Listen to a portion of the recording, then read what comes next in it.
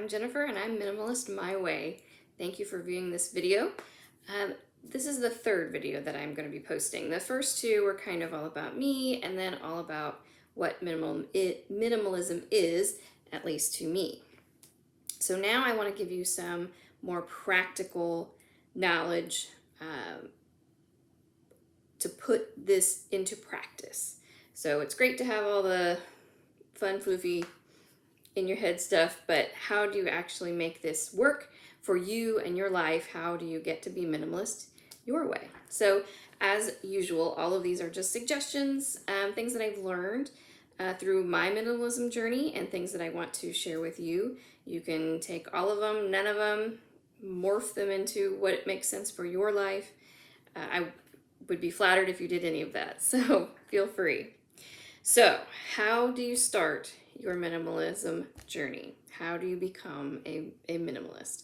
That is what we're talking about today. So I'm just going to jump right in. So the first thing I want to say is organizing is not minimalism. So if you are like me and how I was for many, many, many years, I was very organized. I was a very organized person. I had things in clearly labeled totes that stacked on top of each other in my basement, in my garage, in my closets. And you would not walk in my house and say, oh, she's not organized. Look, she's got all these boxes. They're so nice and they're tucked away where not everyone can see them all the time. But that's not minimalism. If you go to the Container Store and you buy matching totes so that everything looks all perfect, that's great if that makes you feel better, but that is not minimalism. That's organization, and that's great. What minimalism is you are purging the excess that you do not need and the excess that is causing you anxiety and stress and costing you time and costing you money, and you are getting rid of that. And it's really funny because I actually ended up decluttering my totes at a certain point. I'd gotten rid of so many things, but I couldn't let go of the totes because I love them and because they cost money, and they cost more money now than they ever even used to. So, but I remember I just put a thing out on Facebook and said, hey, I've got a whole bunch of totes that I'm wanting to get rid of. They're nice and plastic and have lids and everything. And I had people like texting me immediately, oh, I love those totes. I need so many totes. I need totes for this and totes for that. And I'm just like, yeah, it's a problem. We all have. So just wanted to make that clear. This is not about organizing. This is about minimalism. So this is about purging. I even hate to use the word decluttering, but this is shedding the excess so that it doesn't bother you and does not create anxiety for you. Even perfectly labeled totes stacked neatly in matching boxes in the corner can cause you anxiety. I know because they did for me. So this is what we're going to do. So what you want to do is have a plan. So you're going to get rid of stuff. It might be a lot of stuff. It might be not very much stuff. It might be whatever.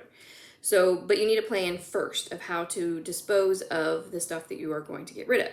So you can use totes. Okay, how ironic is that? Anyway, so you can use totes, garbage bags, trash cans, laundry baskets, cardboard boxes, whatever you have on hand, whatever makes you happy.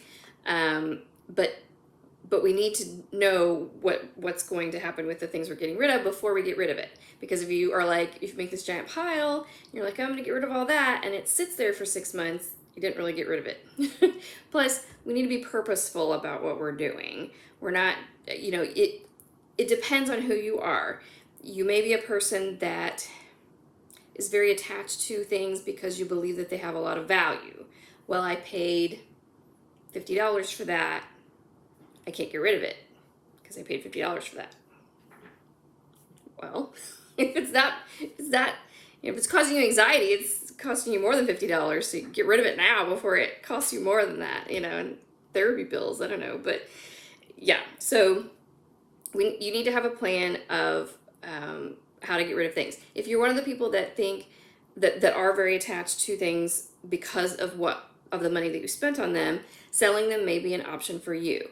You just have to keep in mind you may not be able to sell it for what you bought it for, because just because the value was there when it was brand new and it was shiny in a store doesn't mean that it's going to have the same value for people buying it secondhand. So if you are going to sell things, that's fantastic. Facebook Marketplace, just posting things with your friends, pictures, putting it in the paper, whatever. All of those things are great, but have some boundaries on that. So if you bought this widget for $50 and you think it's worth at least $25, then that's half, right? And you put it on Marketplace and 2 weeks go by and nobody even messages you about it, chances are you've got it priced too high. So put a boundary on it. Okay, if it doesn't sell in X number of days, I reduce the price. If it doesn't sell in X number of days total, I donate it. Trash it, get rid of it, whatever. So that could be a plan if that is the type of person that you are. If you are a type of person that doesn't like to see things go to landfills, you can certainly recycle what you can if it's made of plastic or glass or whatever. If it's clothing, you can certainly donate it to Goodwill or the Salvation Army. Those sorts of things where they'll make use of it or recycle it properly. ThredUp is also kind of a middle of the road one there, where you may get a little bit of money if you donate it to, or if you mail it into ThredUp, and that's thredup.com, THREDUP.com. That's where I buy most of my clothes now. It's all secondhand stuff. It's like a giant Goodwill online. It's fantastic. But you can do these clean out kits where you just put the clothing that you don't need in a box. They give you a label, they pay for it, you mail it off to them for free, and if your stuff sells, they give you a small percentage of that, which you can use on their site for when you buy new things for yourself. But if they cannot sell it, you can either reclaim it, they'll send it back to you, or they will recycle it properly. So other people may be super fine with throwing things in the trash bin. No judgment there. That's totally fine as well. So have a plan for what you want to do with the things that you're getting rid of before you get rid of stuff, so you know what's going to happen. Also, try not to keep them in the house. I mean, if you're going to donate stuff to Goodwill, that's great. Put it in garbage bags. Put it in your car, and do it. Don't let the stuff sit around very much. So,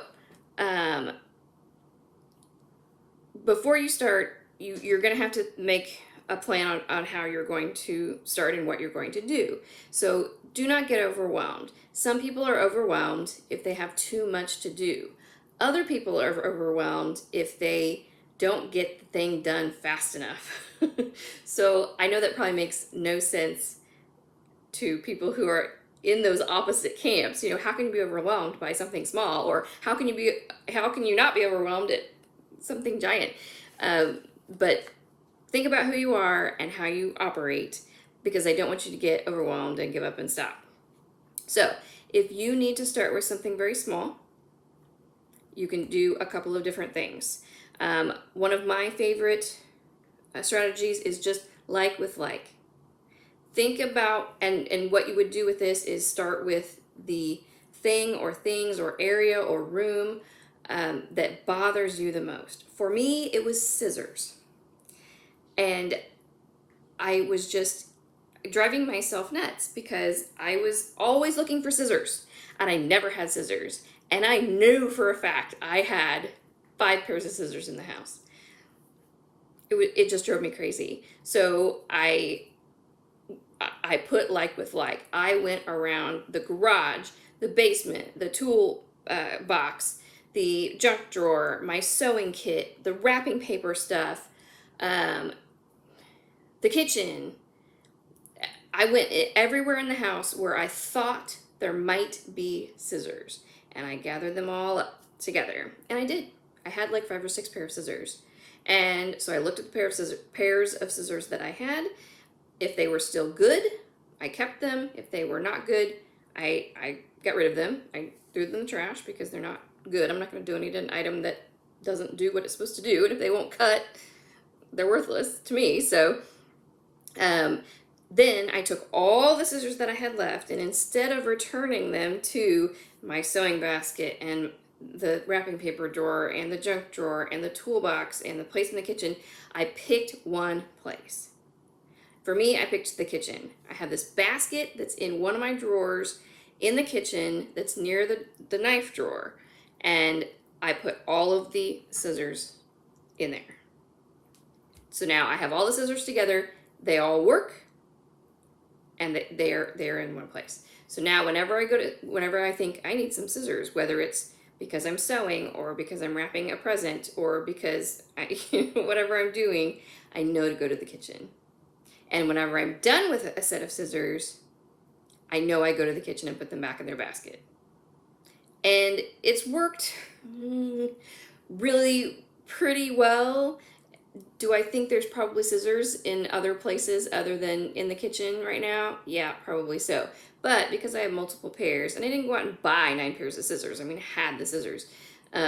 Because I have a couple of different pairs in there, even if somebody takes scissors and leaves them wherever, I have scissors in the interim until I find those scissors and put them back in their basket in the kitchen. So, like with like, and start with what's bothering you the most. Very simple, very easy. Depending on how many items you have, it could take you, a little bit of time if you did it with, something that you're going to have a lot more of. But pretty simple, pretty simple. Let's see. If you want to, instead of doing a task all at once, but you want to do something kind of as you go along because you're like, I don't have time to donate, to devote 2 hours to decluttering my basement. Okay, no problem. I would suggest using bins, trash cans, laundry baskets, whatever you've got. Clearly label them: trash, donate, sell, whatever your plan is for getting rid of the different items. And then whenever you walk into that area, so if it's the basement, whenever you walk into that area, grab something that doesn't belong there or that you want to get rid of and either put it where it needs to go or put it in the trash, donate, or sell basket or bucket or whatever you've got. So over time, that area will declutter itself slowly. Like I said, there are some people that are like, I just want to get in. I'm going to devote a whole week into this. I just want it done. I can be that way sometimes. It's kind of shocking, I'm sure, to you. But, oh, did you see my Simplify shirt? I love it. And got it secondhand. Oh. Anyway, so if you are that kind of person where you want to start a little bit bigger, the minimalists have what they call a packing party. And what one of the minimalists did, this was his first foray into minimalism, and he apparently is the kind of person that is all or nothing. So he literally got moving boxes, like you would from the grocery store or wherever, and packed his home as if he were moving.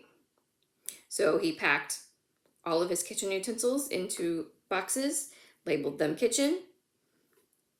His toothbrush went into a box, the bathroom. He covered his all of the different pieces of his furniture, including his bed, including his couch, including his TV, covered them with sheets. So they're like, packed, even though they're not going anywhere. Entire house packed as if he was moving into boxes that are labeled so he knows generally where things are. That gives me a little bit of anxiety just thinking about that if I'm not moving, because I don't enjoy packing up my entire house. But it's very effective. So basically he sets a time frame, whether that's 2 weeks, 2 months, whatever whatever you want to set as your time frame. And then as you need things, you unpack them and then they stay out. So the first night you've packed up your whole house just like you're moving. You're ready to go to bed. You get your toothbrush out of a box. You get the toothpaste out of a box. You get a pair of pajamas out. You go and uncover the bed and you go to sleep. You get up in the morning, You know, you unpack the toaster, the bread, one knife, make yourself some toast. You know, it's crazy, and it would take so much time for me. It's a little bit of an extreme um, procedure, I think, for me, because it would take so much time to pack everything, and it would take so much time to locate the things you need, and that would frustrate me. But at the end of your time period, 2 weeks, 2 months, whatever, all of the things are already in boxes that you didn't touch in that time period. And at that point, it's up to you if you even want to go through everything. You know, you went through everything when you put it in the box already. Well, you didn't go, no, let me take that back. Don't go through anything, just put everything in boxes. So you are not wasting that time on the front end. On the back end, you look in the box and you're like, man, I got 27 coffee mugs in here and I've used 2 of them. I don't need 27 coffee mugs. They're already in a box. Take them. There they go. They're gone. So that's just kind of a different idea. If you like the overtime thing rather than the jump right in, they also have what's called the Minimalist game. And all of this information can be found on their website at theminimalists.com.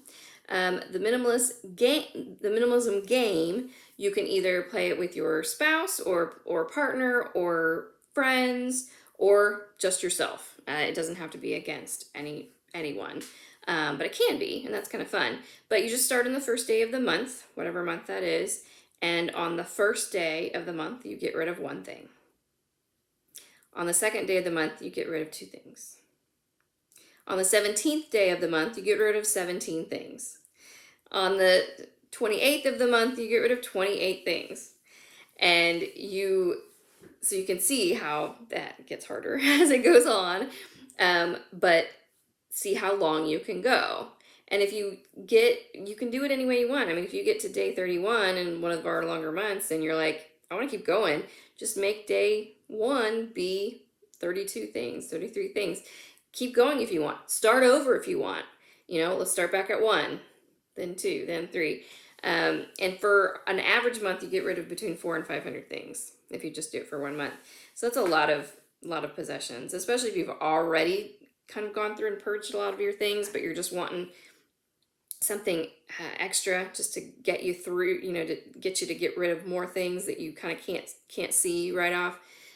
That's a really good way to do it, and super fun. And you can always wager something stupid, you know, like, you know, lunch or a massage or something, I don't know, for whoever wins. But let's see.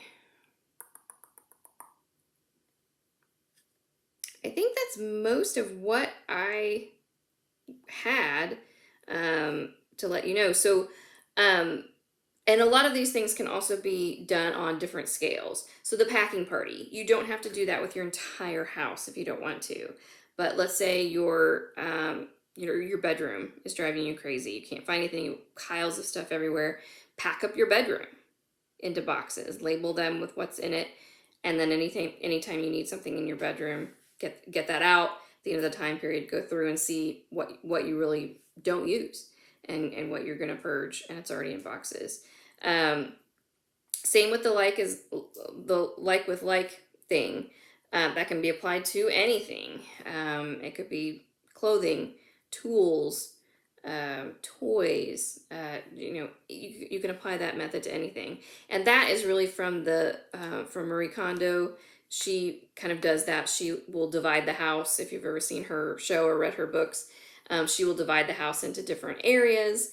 Books, I know, is one of her categories. So you literally gather all of the books that you have in the house, pile them in one area, and you deal with that category of thing all at once. And I think that's a good way to go, especially if you are kind of iffy about doing it and you're like, you know, I don't have that many books, you know. But when you see them all piled in the living room, it's kind of like, yeah, I had a lot of books. How many of these have I read? How many of these have I, you know, just bought because they're neat and I want to read them someday? And obviously this is something for another episode as well, but when you are trying to get rid of things, you kind of need to think about why you're on this minimalist journey.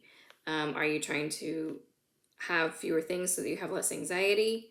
And will the anxiety that you feel at letting something go be rewarded with having less anxiety about seeing things around your home that you're either not able to appreciate, you're not able to display, you're not using, you know, that's so tough. And, obviously I'm making this out to be way more simple than what it is, but I just want you to get started. But I could do a whole episode on, you know, getting rid of photographs, getting rid of sentimental pieces from family members or friends that you just kind of inherited and remind you of the family member, and that it is really hard to get rid of those things.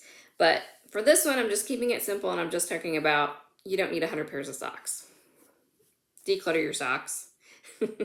Don't organize your socks.